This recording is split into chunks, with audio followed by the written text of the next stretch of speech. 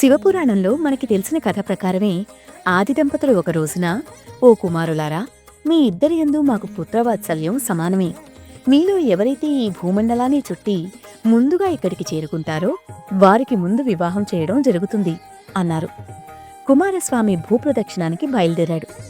గణేశుడు మాత్రం పార్వతీ పరమేశ్వరులను ఏకాసనాశీలులను చేసి పూజించి 7 ప్రదక్షిణాలను చేసి ఎదుట నిలబడి చేతులు జోడించి స్తుతించి, నేను 7 సార్లు చుట్టి వచ్చాను. పుత్రునకు తన తల్లిదండ్రుల పాదపద్మములే గొప్ప తీర్థం. వారిని పూజించుటే దైవారాధన. వారి సందర్శన క్షేత్ర సందర్శన.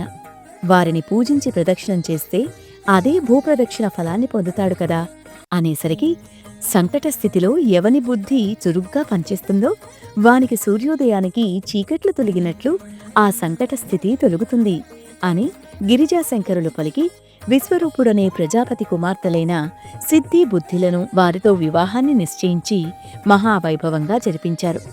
గజాననుకి సిద్ధియందు లోకానందకరుడైన క్షేముడు, బుద్ధియందు సర్వజన ప్రీతిపాత్రుడైన లాభుడు అనే కుమారులు కలిగారు.